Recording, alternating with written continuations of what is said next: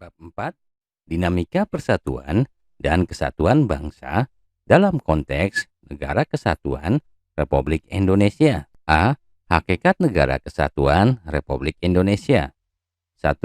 Konsep Negara Kesatuan. Negara Kesatuan adalah negara bersusun tunggal, yakni kekuasaan untuk mengatur seluruh daerahnya ada di tangan pemerintah pusat. Pemerintah pusat memegang kedaulatan sepenuhnya, baik ke dalam maupun keluar. Hubungan antara pemerintah pusat dengan rakyat dan daerahnya dapat dijalankan secara langsung. Dalam negara kesatuan hanya ada satu konstitusi, satu kepala negara, satu dewan menteri, dan satu parlemen.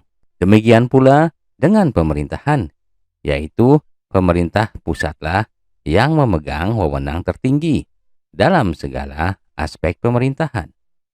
Negara kesatuan mempunyai dua sistem, yaitu sentralisasi dan desentralisasi.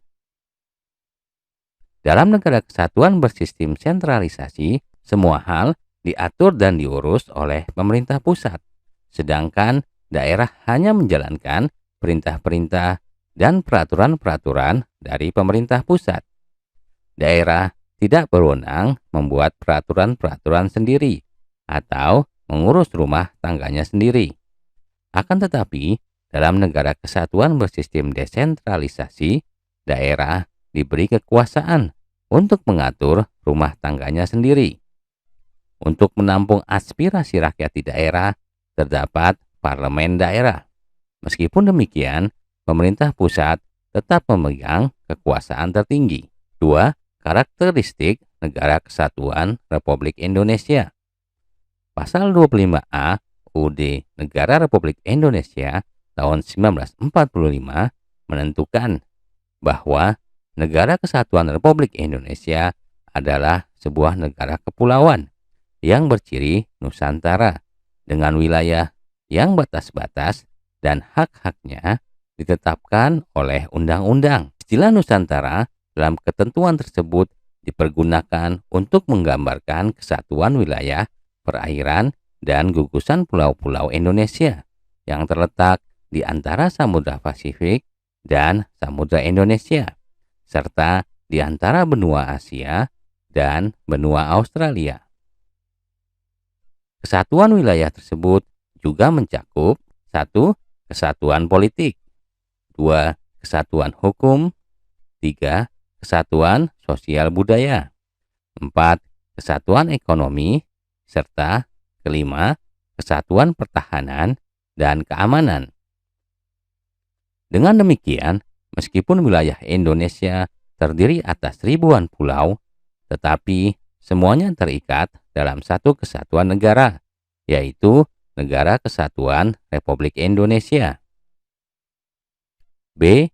Persatuan dan Kesatuan Bangsa Indonesia dari masa ke masa.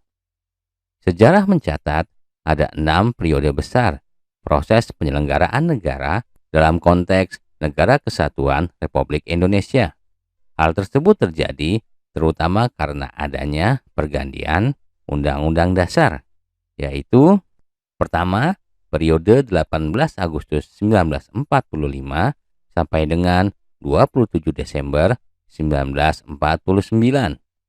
Kedua, periode 27 Desember 1949 sampai dengan 17 Agustus 1950.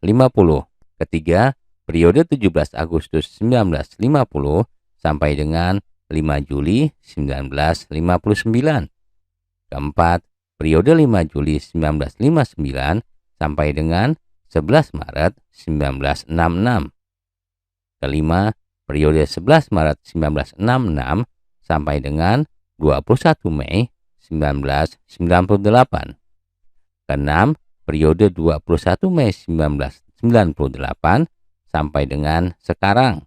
Persatuan dan Kesatuan Bangsa Indonesia pernah diuji kekokohannya dengan munculnya beberapa gerakan separatis seperti pemberontakan PKI di Madiun, pemberontakan DITII, pemberontakan APRA, pemberontakan Andi Ajis, pemberontakan Republik Maluku Selatan, PPRI atau Permesta, dan G30S PKI.